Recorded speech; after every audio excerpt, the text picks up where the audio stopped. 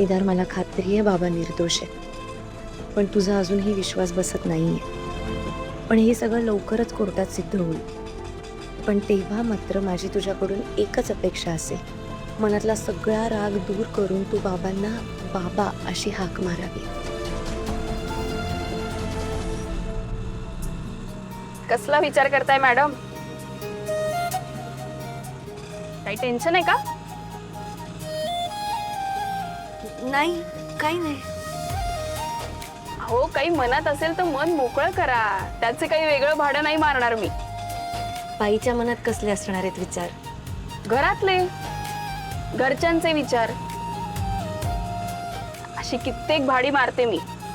मागे माणसं एकदम शांत बसलेली असतात, पण डोक्यात 100 विचार.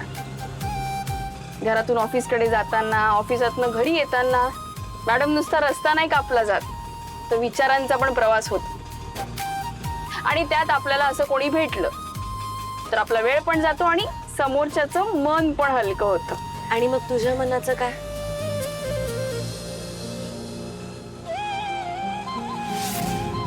म्हणजे तुमच्या मनात पण येत असतीलच की खूप विचार.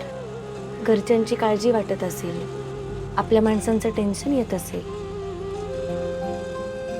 नाव काय आहे तुमचं? ज्योती. आणि ही रिक्षा कधीपासून चालवताय? आत्ताच सुरू केलंय. आवडतं का? म्हणजे मजा येते का? माझा भाऊ चालवायचा रिक्षा. त्याचा ऍक्सिडेंट झाला, त्याच जागी तो. सॉरी, मला. नाही नाही, ठीक आहे, काही हरकत नाही. पण कशामुळे झालं हे?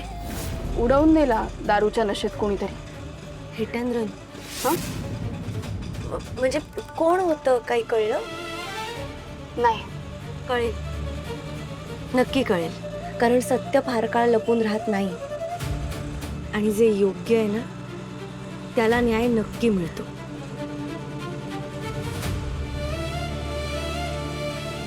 इथे थांबवा. हे घ्या. अहो, राहू देत, असू देत. अरे अहो ताई, थांबा. माझं मीटर जेवढं दाखवतं ना तेवढेच पैसे घेते मी, ना कमी ना जास्त. हे घ्या. बर ताई, कस्टमरशी गप्पा तर रोज होतात, पण आज पहिल्यांदा कोणीतरी मला जाणून घ्यायचा प्रयत्न केला. थँक्यू. मला पण तुमच्याशी गप्पा मारून खूप बरं वाटलं. बाकी काय, प्रवास मोठा आहे, त्यामुळे पुन्हा भेट होईलच. नक्की. चला. हो.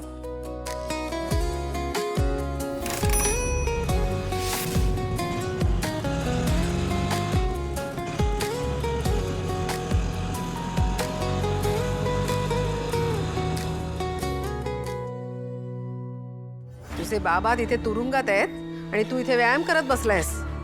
माझ्या बापाने, तुझ्या नवऱ्याने कामच अशी करून ठेवलीत ना की त्याला सोडवायला आता खूप ताकद लागणार आहे. त्याची काळजी तू करू नकोस. ती ताकद ना कौशिकी लावेल. हा, तुझं ध्येय हलू देऊ नकोस. म्हणजे सध्या सगळं घर हादरलंय, परिस्थिती नाजूक आहे आणि हीच योग्य वेळ आहे घाव घालण्याची. जरा कळेल असं बोला काहीतरी. केदार आणि तारिणीला या घरातून बाहेर काढायचं असेल तर त्यांची सगळ्यात मोठी ताकद आहे त्यांची जोडी. ते दोघं एकत्र असताना त्यांचं कोणी काहीही करू शकत नाही. पण सध्या एका मुद्द्यावरून त्या दोघांमध्ये दुमत आहे. दयानंद खांडेकर. नाही, त्यांच्यात दुमत आहे माहिती आहे मला, पण त्या हेल्परचं तारिणीवर प्रेम किती आहे ते सुद्धा आपण पाहिलं ना सगळ्यांनी. तुला सांगतो, प्रेम करण्यामध्ये जर रोमिओ आणि त्या हेल्परमध्ये कॉम्पिटिशन लागली ना तर रोमिओ तिसरा येईल. पहिले 2 नंबर हा हेल्परच काढेल. मस्करी पुरे.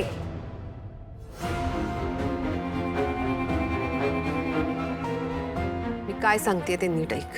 केदारचा त्याच्या बाबांवर राग आहे आणि तारिणीचं प्रेम आहे. या मुद्द्यावरून त्या दोघांमध्ये खटके उडत असणार आणि ह्याच ठिणगीवर आपल्याला तेल टाकायचं आहे आणि भडका उडवायचा आहे. म्हणजे मग त्या दोघांमध्ये फूट पडेल आणि मग केदार हा सगळा दोष त्याच्या बाबांना देईल. मग आपण त्या दोघांना या घरातून बाहेर काढू शकतो. मम्मा, तू आजकाल खूप न्यूज चॅनल्स बघतेस का? नाही म्हणजे हे फोडाफोडीचं राजकारण शिकलेस एवढं म्हणून. वेळ वाया घालवणं बंद कर आणि मी काय सांगतेय ते ऐक. सर प्लीज प्लीज माझ्यावर विश्वास ठेवा. या सगळ्यामध्ये दयानंद खांडेकरांची काहीच चूक नाहीये सर. ते ट्रॅप झालेत. हो, पण हे प्रूव्ह करण्यासाठी आपल्याला एव्हिडन्स लागेल तारिणी.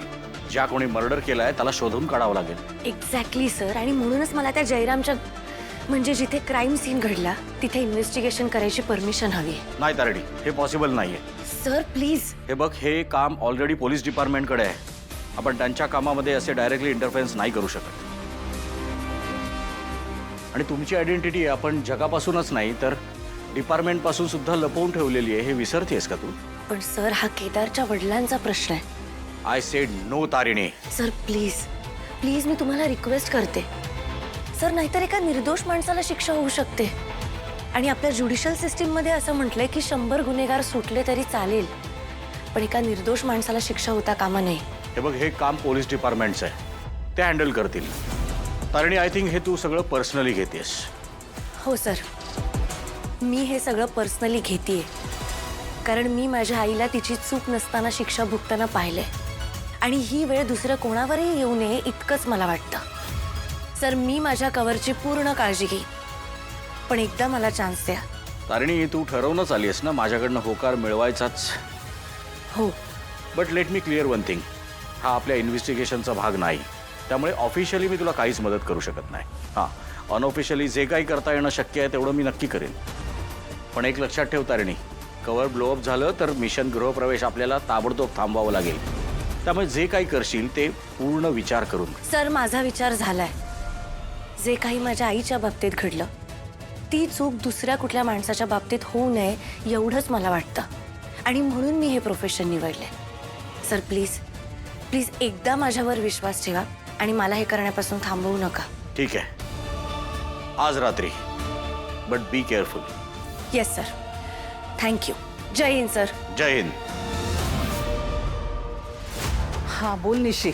मम्मा तुला माहिती आहे घरातले सगळे तारिणीचा एवढा राग करतायत ना, कोणाला ती किचन मध्येही नकोय.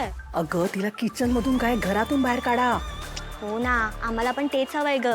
पण कौशिकी ताई आहेत ना, त्या तयारच नाही आहेत अजून त्यांना घराबाहेर काढायला. एवढं डोळ्यासमोर घडतंय तरी त्यांना कळत नाहीये का डोळे उघडायचंच नाहीये त्यांना? मग काय मम्मा. मम्मा तुला माहिती आहे घरातले सगळे आहेत ना कौशिकी ताईंवर पण खूप नाराज झालेत.